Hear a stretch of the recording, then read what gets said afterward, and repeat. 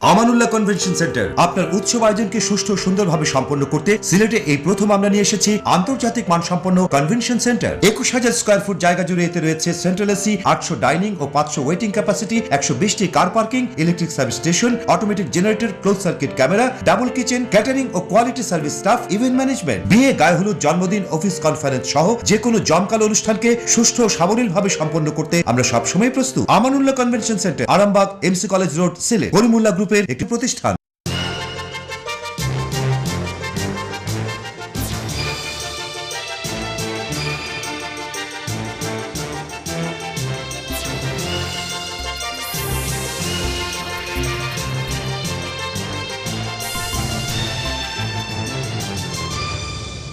আমন্ত্রণ সবাইকে সিলেট স্টুডিও থেকে চ্যানেল এস সিলেটের খবরে। আপনাদের সঙ্গে আছি আমি রোহেনা সুলতানা। শুরুতেই জানিয়ে দিচ্ছি প্রধান শিরোনাম। শিক্ষার্থী খাদিজা বেগমকে নৃশংসভাবে হামলার ঘটনায় সিলেট সহ সারা বাংলাদেশের মানুষের মধ্যে চাঞ্চল্য ও ক্ষোভের সঞ্চার। অপরাধীর দৃষ্টান্তমূলক শাস্তি দাবি। আকস্মিক এবং নির্মম এই ঘটনায় শোকে মুষড়ে পড়েছেন খাদিজার মা ও স্বজনেরা। খাদিজার উপর হামলাকারীকে কোনো ছাড় দেয়া হবে না, সিলেটে স্বাস্থ্যমন্ত্রী মোহাম্মদ নাসিম। হতদরিদ্র অসচ্ছল পঙ্গু মানুষের মাঝে বিনামূল্যে হুইল চেয়ার বিতরণ করেছে যুক্তরাজ্যের সামাজিক সংস্থা হ্যান্ডস অফ জেনারোসিটি। অসহায় মানুষের কৃতজ্ঞতা প্রকাশ। বিশ্ব হার্ট দিবসে সিলেটে গণমুখী সেমিনার অনুষ্ঠিত। জনগণকে হৃদরোগ থেকে বেঁচে থাকার জন্য গণসচেতনতা সৃষ্টি করার এখনই উপযুক্ত সময়। মৌলভীবাজারের মুন্সি বাজার ইউনিয়ন চেয়ারম্যান সালেক আহমদ ও ফতেপুর ইউনিয়ন চেয়ারম্যান নকুল চন্দ্র দাসকে গণসংবর্ধনা দিয়েছে এলাকাবাসী। এবং বিএনপির সিনিয়র ভাইস চেয়ারম্যান তারেক রহমানের বিরুদ্ধে গ্রেফতারি পরোয়ানা জারির প্রতিবাদে বিক্ষোভ সমাবেশ। আদর্শিক মোকাবেলায় ব্যর্থ হয়ে শহীদ জিয়া পরিবারকে ধ্বংস করার সুগভীর ষড়যন্ত্র চলছে। শুনছিলেন শিরোনাম, এবারে পুরো খবর। সিলেট মহিলা কলেজের শিক্ষার্থী খাদিজা বেগমকে নৃশংসভাবে হামলার ঘটনায় সিলেট সহ সারা বাংলাদেশের মানুষের মধ্যে চাঞ্চল্য ও ক্ষোভের সঞ্চার হয়েছে। শিক্ষা প্রতিষ্ঠানে এই ধরনের হামলার ঘটনায় বিক্ষুব্ধ শিক্ষার্থীরাও। তারা অপরাধীদের দৃষ্টান্তমূলক শাস্তি দাবি করেন, যাতে এই ধরনের ঘটনা ঘটানোর সাহস আর কারো না হয়। এদিকে আকস্মিক এবং নির্মম এই ঘটনায় শোকে মুষড়ে পড়েছেন খাদিজার মা ও স্বজনেরা।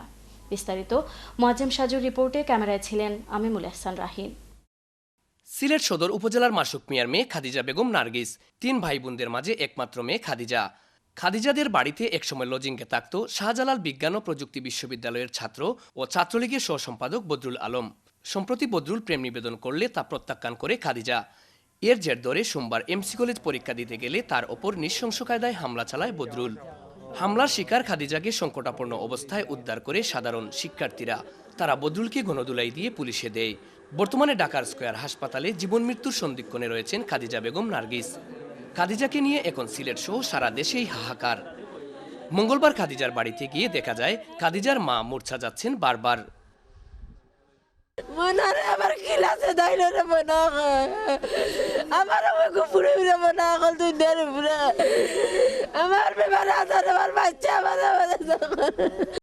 এদিকে খাদিজার ওপর হামলার ঘটনায় বিক্ষুব্ধ শিক্ষার্থীরা সড়ক অবরোধ সহ বিক্ষোভ কর্মসূচি পালন করেছে। শিক্ষক ও শিক্ষার্থী সবার দাবি হামলাকারীর সর্বোচ্চ শাস্তি। তাদের অভিযোগ পুলিশের নিষ্ক্রিয়তার প্রতিও। দূরে এসে আমরা তাকে ধরি, পুলিশ প্রশাসন বলে যে এনকাউন্টার করব, গুলি করব, পুলিশকে সে থ্রেট দেয় যে আসেন ধরেন। পরীক্ষার হল থেকে বের হওয়ার পরই এই আক্রমণটা হয়েছে। তখন পুলিশ সার্বক্ষণিক হলে থাকার কথা ছিল, কিন্তু পুলিশ ছিল না। আর পুলিশ বলছে বিষয়টিতে তারা সর্বোচ্চ গুরুত্ব দিচ্ছে। আসামিকে আমরা যথাযথভাবে আদালতে চালান দিব, পরবর্তী প্রক্রিয়া অ্যাজ পার ল হবে। আইন পুলিশের পক্ষ থেকে যতটুকু আইনগত ব্যবস্থায় ক্রিমিনালের পক্ষে নেওয়া দরকার আমরা ইতিমধ্যে নিয়েছি। এদিকে সাবেক ছাত্রলীগ দাবি করেছে বদরুল তাদের সংগঠনের কেউ নন। অপরদিকে বদরুলকে বিশ্ববিদ্যালয় থেকে সাময়িক বহিষ্কার করা হয়েছে। এমন অপরাধীর বিরুদ্ধে সর্বোচ্চ শাস্তি দাবি করেন সাবির উপাচার্য। রাষ্ট্রীয় যে আইন আছে সে আইনে এটি নিশ্চয়ই বিচার হবে, এবং একই সঙ্গে বিশ্ববিদ্যালয় তার যে কোনো ছাত্রের বিরুদ্ধে এই ধরনের ঘটনা ঘটালে বিশ্ববিদ্যালয় প্রক্রিয়ার মধ্যে তাকে এই ব্যবস্থা নেওয়া হবে। শুধু অপরাধীর দৃষ্টান্তমূলক শাস্তি নয়, ক্যাম্পাসগুলোতে নিরাপত্তা নিশ্চিত করার দাবি শিক্ষার্থীদের। Moazzem Saju, channel S news, Sylhet. এদিকে খাদিজার উপর হামলাকারীকে কোনো ছাড় দেয়া হবে না বলে জানিয়েছেন স্বাস্থ্যমন্ত্রী মোহাম্মদ নাসিম। বুধবার সিলেটের দক্ষিণ সুরমা উপজেলার স্বাস্থ্য কমপ্লেক্স পরিদর্শনে এসে এক মতবিনিময় সভায় প্রধান অতিথির বক্তব্যে মন্ত্রী এসব কথা বলেন। এ সময় তিনি জানান, দক্ষিণ সুরমা উপজেলা স্বাস্থ্য কমপ্লেক্সে আগামী মাস থেকে শুরু হবে পূর্ণাঙ্গ সেবা। চলতি অর্থ বছরে দক্ষিণ সুরমা উপজেলা স্বাস্থ্য কমপ্লেক্সে 1,44,00,000 টাকা ব্যয়ে সীমানা প্রাচীর নির্মাণের কাজ শুরু হবে। বুধবার উপজেলা স্বাস্থ্য কর্মকর্তা আজিজ আহমেদ এর সভাপতিত্বে আয়োজিত মতবিনিময় সভায় বিশেষ অতিথি হিসেবে বক্তব্য রাখেন সিলেট 3 আসনের সাংসদ মাহমুদুজ্জামান চৌধুরী। মতবিনিময় কালে অন্যান্যের মধ্যে উপস্থিত ছিলেন বাংলাদেশ আওয়ামী লীগের সাংগঠনিক সম্পাদক মিসবাহ উদ্দিন সিরাজ, জেলা আওয়ামী লীগের সাধারণ সম্পাদক শফিকুর রহমান চৌধুরী, সিলেট জেলা প্রশাসক জয়নাল আবেদিন, দক্ষিণ সুরমা উপজেলা চেয়ারম্যান আবু জাহিদ। এটা তো অত্যন্ত নিন্দনীয় ঘটনা। একজন ছাত্রীকে যেভাবে হামলা করা হয়েছে, ওই অপরাধী, ওই ক্রিমিনালটা গ্রেপ্তার হয়েছে এবং ওর উপযুক্ত শাস্তি হবে এবং তাকে অপরাধী হিসেবে তার বিবেচনা করা হচ্ছে। এবং আপনি নিশ্চয় থাকতে পারেন, এই ঘৃণ্য অপরাধের সঙ্গে জড়িত যে ব্যক্তিটি, তার উপযুক্ত শাস্তি, চূড়ান্ত শাস্তি ইনশাল্লাহ হবে, কোনো ক্ষমা নেই এই ব্যাপারে। Sylhet chamber of commerce and ইন্ডাস্ট্রির উদ্যোগে কর অঞ্চল সিলেটের নবনিযুক্ত কর কমিশনার সৈয়দ মোহাম্মদ আবু দাউদের সাথে সিলেট চেম্বার নেতৃবৃন্দের এক মতবিনিময় সভা অনুষ্ঠিত হয়েছে।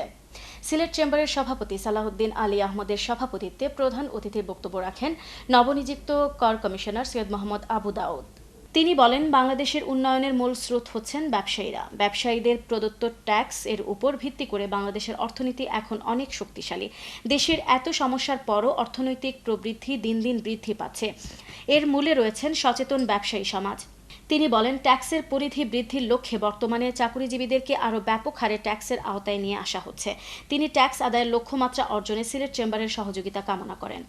সভায় অন্যান্যের মধ্যে বক্তব্য রাখেন কর অঞ্চল সিলেটের অতিরিক্ত কমিশনার তৌহিদুল ইসলাম, সিলেট চেম্বারের সহ সভাপতি মাসুদ আহমেদ চৌধুরী, পরিচালক ও ভ্যাট, বাজেট, শুল্ক, কর ও ট্যারিফ সাব কমিটির আহ্বায়ক খন্দকার মোহাম্মদ হিজকিল গুলজার, এজাজ আহমেদ চৌধুরী, এটিএম সুয়েব সহ আরও অনেকে। মহালয়া উদযাপন পরিষদ শ্রীহট্ট 1423 বাংলার রজত জয়ন্তী উৎসব উদযাপন উপলক্ষে বৃহস্পতিবার মীরাবাজারস্থ শ্রী শ্রী বলরাম জিউর আখড়ায় 3 দিনব্যাপী অনুষ্ঠানমালার দ্বিতীয় দিনের অনুষ্ঠান সম্পন্ন হয়। বিকেল 4টায় নির্ধারিত বক্তৃতা প্রতিযোগিতা এবং বিকেল 5টায় অসচ্ছল মেধাবী শিক্ষার্থীদের মধ্যে বীরেন্দ্র কুমার চন্দ্র স্মৃতি বৃত্তি প্রদান অনুষ্ঠানে সভাপতিত্ব করেন পরিষদের প্রাক্তন সভাপতি জলধীর রঞ্জন চৌধুরী। অনুষ্ঠানে প্রধান অতিথির বক্তব্য রাখেন ইশিতা টেলিফিল্ম লিমিটেডের পরিচালক নকুল চন্দ্র দাস। মুখ্য আলোচক হিসেবে বক্তব্য রাখেন রামকৃষ্ণ মিশন আশ্রম সিলেটের স্বামী পূর্ণব্রতানন্দজি মহারাজ। বিশেষ অতিথির বক্তব্য রাখেন সিলেটের বিশিষ্ট শিক্ষাবিদ বিরাজ মাধব চক্রবর্তী মানস, অধ্যক্ষ প্রশান্ত কুমার সাহা, রোটারিয়ান নীরেশ চন্দ্র দাস, বৃত্তিদাতা বিক্রম চন্দ্র। বক্তব্য রাখেন সাধারণ সম্পাদক অ্যাপেক্সিয়ান জিডি রুমু, সহসভাপতি অধ্যাপক অনুবীর রায়, লেখক সুমন বণিক, যুগ্ম সাধারণ সম্পাদক রোটারিয়ান নিরঞ্জন চন্দ্র চন্দ্র। সভায় অসচ্ছল মেধাবী শিক্ষার্থীদের মধ্যে বৃত্তি প্রদান করেন অতিথিবৃন্দ। অনুষ্ঠানটি পরিচালনা করেন পরিষদের যুগ্ম সমন্বয়কারী শিক্ষক স্বপন চক্রবর্তী। সন্ধ্যা 6:30টায় নির্ধারিত কবিতা আবৃত্তি প্রতিযোগিতা অনুষ্ঠিত হয়। মৌলভীবাজারে হতদরিদ্র অসচ্ছল পঙ্গু মানুষের মাঝে বিনামূল্যে হুইল চেয়ার বিতরণ করেছে যুক্তরাজ্যের সামাজিক সংস্থা হ্যান্ডস অফ জেনারসিটি। 2 দিনের মৌলভীবাজারে কুলাউড়া, শ্রীমঙ্গল, শেরপুর ও নবীগঞ্জে অসচ্ছল অসুস্থ 23 জন মানুষের মাঝে হুইল চেয়ার বিতরণ করে এই সংস্থা। হ্যান্ডস অফ জেনারসিটি ইউকের পক্ষে বিতরণকালে উপস্থিত ছিলেন মুক্তার আহমদ, নোমান আহমদ, সাচ্চু আহমদ, সজীব আহমদ, জুয়েল আহমদ, সিতু মেম্বার, শামীম আহমদ, সিরাজ আহমদ। এ উপলক্ষে আয়োজিত অনুষ্ঠানে বক্তারা বলেন, যাদের মধ্যে হুইল চেয়ার বিতরণ করা হয়েছে তারা সবাই পঙ্গু হওয়ায় স্বাভাবিকভাবে চলাফেরা করতে পারেন না। এখন থেকে এই হুইল চেয়ার তাদের সহায়ক শক্তি হিসেবে কাজে লাগবে, কিছুটা হলেও দৈনন্দিন জীবনের কার্যক্রমে গুরুত্বপূর্ণ ভূমিকা রাখবে। অসচ্ছল পঙ্গু মানুষরা হুইল চেয়ার পেয়ে আনন্দে আবেগ আপ্লুত হয়ে পড়েন। সামাজিক এই সংস্থা হ্যান্ডস অফ জেনারসিটি গত কয়েক বছর ধরে বাংলাদেশে দরিদ্র মানুষের জন্য কাজ করে আসছে।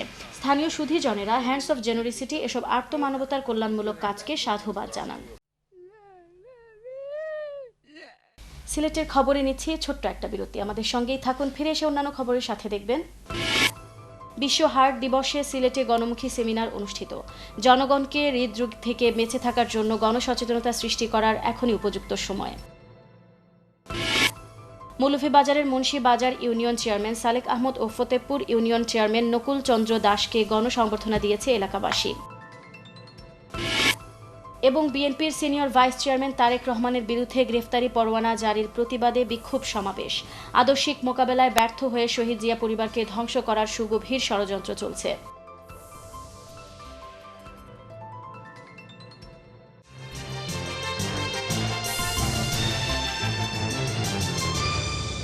আমানুল্লাহ কনভেনশন সেন্টার আপনার উৎসব আয়োজনকে সুষ্ঠু ও সুন্দরভাবে সম্পন্ন করতে সিলেটে এই প্রথম আমরা নিয়ে এসেছি আন্তর্জাতিক মানসম্পন্ন কনভেনশন সেন্টার। 21,000 স্কয়ার ফুট জায়গা জুড়ে এতে রয়েছে সেন্ট্রাল এসি, 800 ডাইনিং ও 500 ওয়েটিং ক্যাপাসিটি, 120টি car parking, electric service station, automatic generator, close circuit camera, double kitchen, catering ও quality service staff, event management, বিয়ে, গায়ে হলুদ, জন্মদিন, অফিস কনফারেন্স সহ যে কোনো জমকালো অনুষ্ঠানকে সুষ্ঠু ও সাবলীলভাবে সম্পন্ন করতে আমরা সবসময় প্রস্তুত। Amanullah convention centre, Arambagh, MC college road, Sylhet, Karimullah গ্রুপের একটি প্রতিষ্ঠান।